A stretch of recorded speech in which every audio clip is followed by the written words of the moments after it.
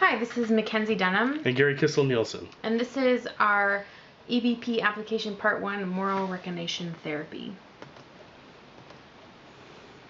Moral Recognition Therapy, MRT, was developed in 1985 by Gregory Little and Kenneth Robinson to work with resistant offenders in the criminal justice system. MRT is a 12-step cognitive behavioral program designed to enhance self-image, increase social support, and to change conscious decision-making to higher levels of moral reasoning. MRT actually has 16 steps, but steps 13 through 16 are only done in the community. Moral reasoning in this case doesn't refer to a religious concept, but represents how a person makes decisions about what he or she should do or shouldn't do given any situation. Participants move up the freedom ladder as successfully they demonstrate moral reasoning as defined by the MRT steps. Participants can also move down the freedom ladder if they demonstrate that they have not yet reached a certain level of moral reasoning. The freedom ladder consists of 16 steps and 9 stages. Stage 1, disloyalty, encompasses step 1, honesty, and step 2, trust. Stage 2, opposition, is step 3, acceptance. Stage 3, uncertainty, is step 4, awareness. Stage 4, injury, is steps 5 and 6, healing damaged relationships and helping others.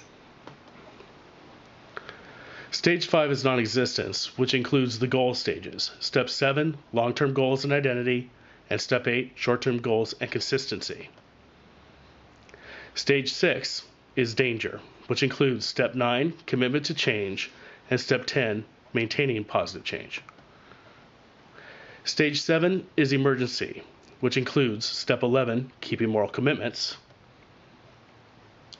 Stage 8 is normal, which includes Step 12, choosing moral goals.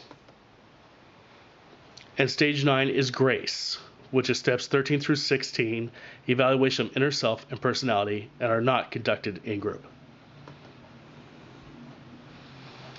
MRT addresses juvenile and adult clients that are experiencing issues related to substance abuse, domestic violence, and anger, as well as those individuals who demonstrate antisocial traits or personality disorders. Studies comparing MRT participants to control groups indicate that MRT participants show 25% to 75% lower recidivism for periods as long as 20 years after treatment. In order to conduct an MRT program or even to purchase client workbooks, a facilitator must complete 32 hours of training by a correctional counseling incorporated facilitator trainer. The training costs $600 per person. That's if you're going alone. If you go through an agency and a group of people, it's $500 per person after the first person. And the curriculum addresses or explores basic personality traits of clients who are antisocial or have other personality disorders, the primary characteristics, evolution, and application of cognitive behavioral techniques, and the cognitive behavioral method of MRT. The practice model of MRT, by using cognitive behavioral techniques to address antisocial traits and increasing participants' level of moral reasoning, participants will achieve a long-lasting positive impact on their behavior and reduce recidivism.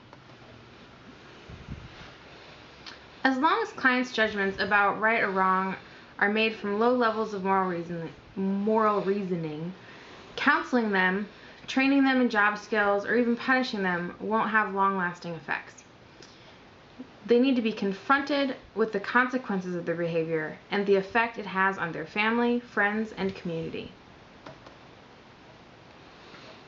Using structured, step-by-step cognitive behavioral exercises, MRT combines education, group, and individual counseling to address thinking errors and promote moral development in treatment-resistant clients.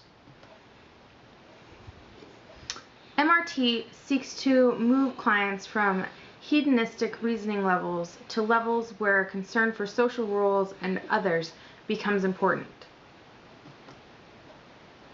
MRT research has shown that as clients complete steps, moral reasoning increases in adult and juvenile offenders. Little and Robinson identify 7 basic treatment issues MRT systematically focuses on. Confrontation of beliefs, attitudes, and behaviors. Assessment of current relationships. Reinforcement of positive behavior and habits. Positive identity formation. Enhancement of self-concept. Decrease in hedonism and development of frustration tolerance. Development of higher stages of moral reasoning.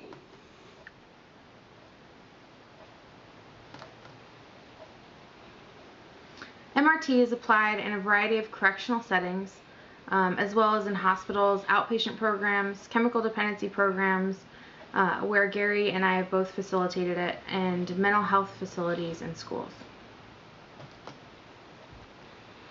MRT is found to be effective with both genders in adult and juvenile populations. In 2009, SAMHSA's National Registry of Evidence-Based Programs and Practices listed MRT as an evidence-based treatment program applied in corrections. Moral recognition therapy was placed on the National Registry of Evidence-Based Programs and Practices in 2009. It is one of the only few programs applied in corrections listed on the registry. Moral recognition therapy has been thoroughly researched for efficacy. In fact, there have been more than 100 scholarly studies of MRT, helping MRT to become one of only a handful of treatment programs used on criminal justice clients. A meta-analysis of 9 studies found that short-term recidivism is cut by at least 50% in MRT-treated offenders. Multiple meta-analyses of MRT over the past 20 years has consistently found MRT to be an effective form of treatment. Our team will demonstrate a simulated presentation of 2 MRT steps in a chemical dependency group setting. The MRT rules state that a presentation of certain steps must take at least 5 to 15 minutes. In the interest of time, we will be modifying the presentation to conform to time restraints outlined in the class syllabus.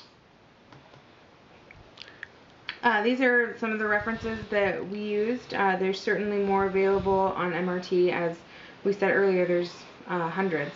You can certainly find more in the library if you search the keywords moral recognition therapy. Thank you for viewing our presentation, and be sure to check out the We Bears demonstration of MRT. Have a good day.